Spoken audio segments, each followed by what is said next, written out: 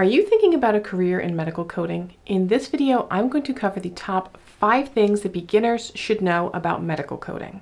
Hey everyone, I'm Victoria. I'm a medical coder, auditor, educator, and content creator. And on my channel, I provide tips, tricks, and tutorials to help you be successful in a medical coding career. If you haven't already, I highly encourage you to subscribe, hit that notification bell so you can get alerts when I post new episodes. Now, I've been in the medical coding field for over 15 years, and in order to be successful in this field, there are some key things that you need to know.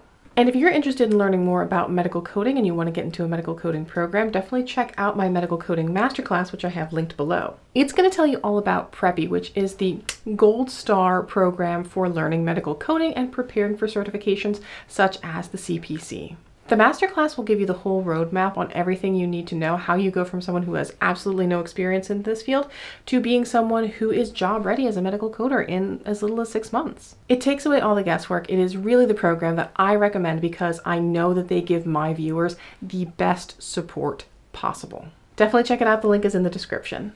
Now, the first thing you need to know about medical coding is that it has nothing to do with computer programming. This is a common misconception. People hear that term coding and they think about coding like JavaScript or SQL, and it really has no correlation. Medical coding is really reviewing medical records and then abstracting all of the different services, procedures, diagnoses, and then converting them into code sets. It's more so a translation process than a programming process. And this is for things like treatment purposes, for billing, for statistical purposes, seeing how much of a population has certain different conditions, what their expenditure is for medical services, their utilization. But of course, the most common one that people think of is the medical codes go out on the medical bills so that the insurance can appropriately process claims. That means that medical coders have to have a good base knowledge of medical terminology, and as they grow, learn a more intimate detail about the healthcare procedures and terminology and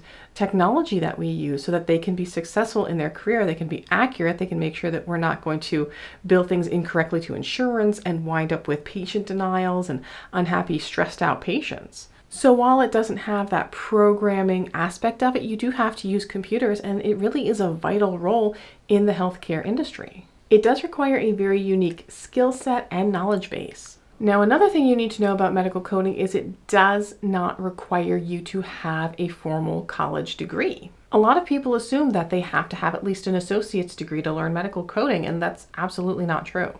There are definitely medical coders out there that have associate's degrees, bachelor's degrees. Specifically, if they want to work in health information technology or in management, you may see more of that requirement of having a degree, but it really isn't required in order to work in medical coding. They want a certification, and you don't have to have the degree to sit for that certification exam. There's lots of different coding courses that you can take online, like through the AAPC or even a local community college. Again, I recommend Preppy. And anyone who has the drive that they're willing to invest that time and that dedication, you can learn these skills and be successful in this career.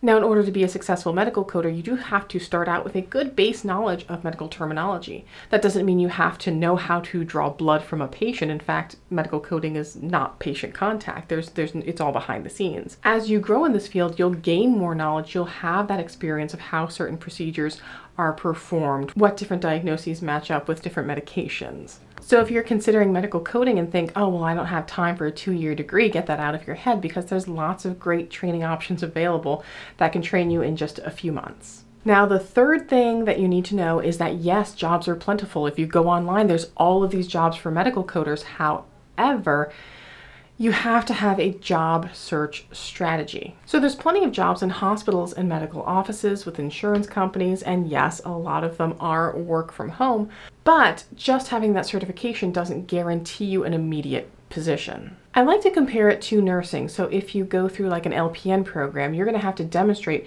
certain clinical procedures. You're going to have to work with actual patients and demonstrate that you can do certain things with them, so that when you pass your NCLEX, your LPN NCLEX, they know that you've done certain things. You've had the hands-on experience. You didn't just like quick pass through the exam or cheat through the exam. They know that you've had that hands-on experience. We don't have that in medical coding. There are people who are just good exam takers and may have just, banged through the exam. So some employers, instead of having to divide through who's good and who's not, they'll just put down a requirement of 1 year experience because it's easier to do that. So in order to stand out in the crowd, you have to have certain things on your resume. You need to go and get a resume done from like projectresume.net.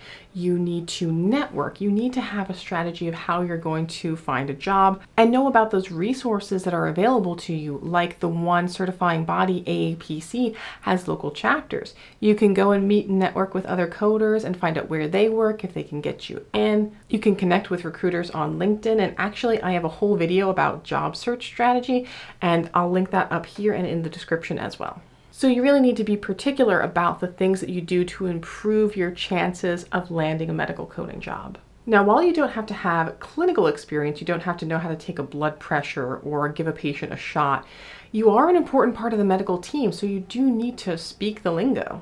Now, healthcare is intense. You don't have to know everything starting off, but you should have a decent base knowledge of medical terminology. Developing an expert level of knowledge does take time, but with the right skills and resources and knowing how to appropriately research these things, it's very doable. So if you're interested in joining the medical field and having that job security of healthcare, but you don't want to have patient contact, medical coding can be a great position for that. Now, lastly, there's actually different types of medical coding and different certifications for the different types of medical coding. There's professional fee coding, outpatient coding, inpatient coding, risk adjustment coding, and then you can have specialty certifications for every specialty out there. There's two main certifying bodies, AAPC and AHIMA. I talk about the differences in this video. Again, I'll link that one below as well. The AAPC has a lot more training for lots of different certifications, lots of different niches within medical coding. And they also have the most popular and widely demanded medical coding certification, which is the CPC. So if you're kind of torn, you're like, I don't know all these different types of certifications and what this is, I just want to learn medical coding. The CPC with the AAPC is a good one to default to, and that's kind of the one that they target in the training for the Preppy program as well. And the cool thing is, if you have that CPC and you decide you want to specialize, you want to go into cardiology or hematology, oncology, you can demonstrate your expertise in those areas with specialty certifications. Medical coding is a really interesting and highly rewarding career. I mean, you get to read through all of these fascinating medical records, piece them together. There's always something new to learn. There's things changing all the time. You really do have to be a lifelong learner to love medical coding, because you have to get continuing education units, and those sometimes can cost, but they're sometimes for free.